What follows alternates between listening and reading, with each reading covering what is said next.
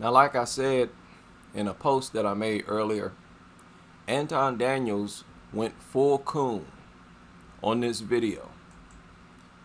I don't know if he did this for the Fox News clout. He's been on Fox News several times. It seems like every week for the past few weeks.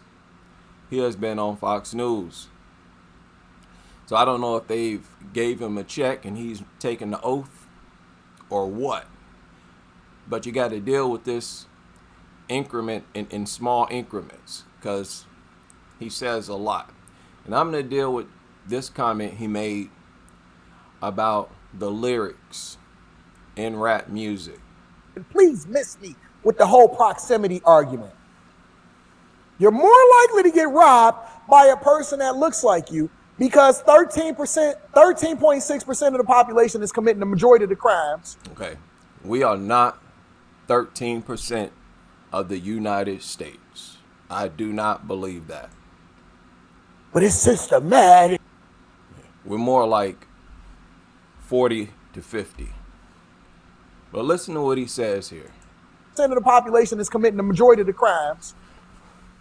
But it's systematic. They reprogramming it. It's in the music. All right. So let me deal with that.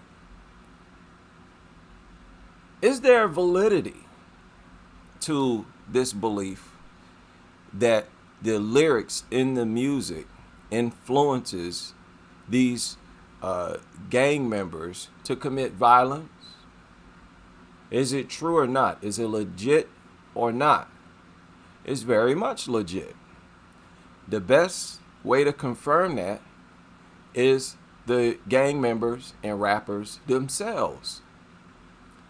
The rappers themselves has said, we need to stop doing this because we're dying off.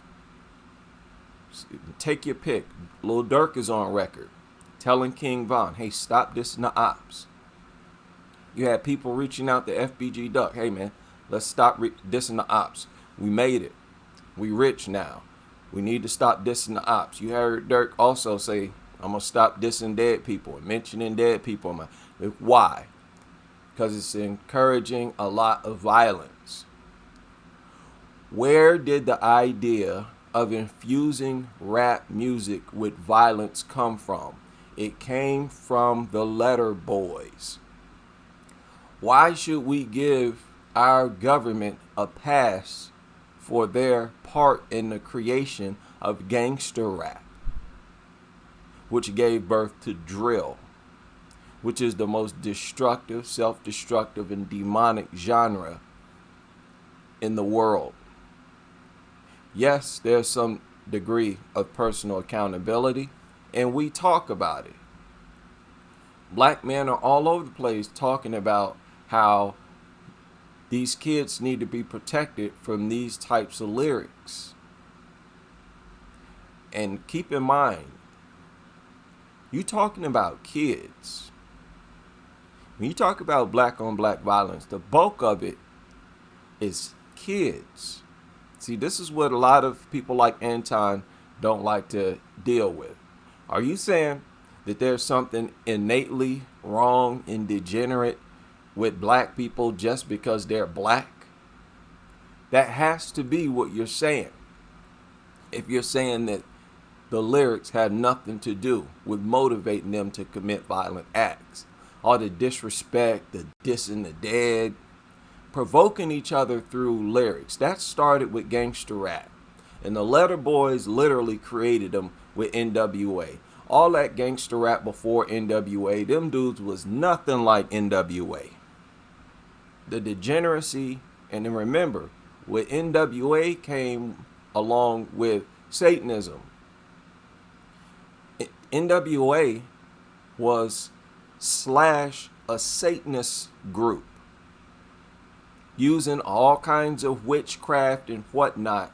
They're not doing this and have not done this with any other group. So why should we give that a pass? Let me ask a different way.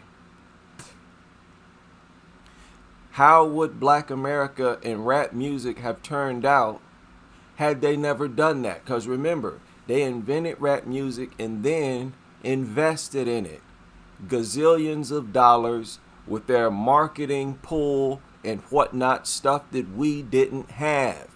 They platformed and showcased and glamorized, and it got to the point where they told the rappers, no, if you want to blow up, if you want to be rich, you got to talk about this. Why should we give that a pass when they're in control of so much power and wealth, the record companies? And I'm not giving that a pass. I don't care what you say about personal accountability. This guy is crashing out. And what's sad is even white people see that you're being unreasonable and unrealistic. Genuine white people acknowledge both the irresponsibility of the victims and the victimizers, the people imposing. Not only did they invent the letter boys and really promote gangster rap to be the number one genre, we later found out that the high-ranking military personnel was hauling military-grade weapons to gangs in Chicago, further instigating the beefs.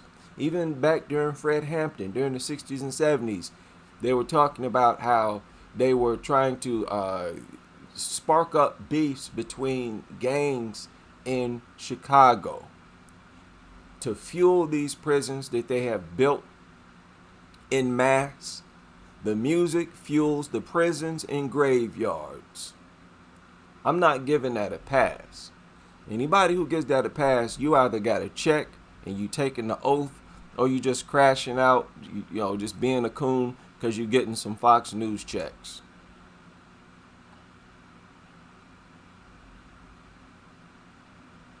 Who is this boogeyman behind? Ain't no boogie. And this is another thing. Where are these black people who's saying that there's this white boogeyman? These are false accusations where they say that we sit back and complain about the white man keeping us down. No, we don't. Those of us who point out that there was a hand in the degradation of the black community from outside forces, and that's not being done with other groups. Something's wrong with you if you want to give that a complete pass, especially as a black man. That's very pathetic, and it shows you to have no spine, no backbone whatsoever. But let me know what y'all think. He said too much on this video for me to deal with everything in one video, so I'll land it there.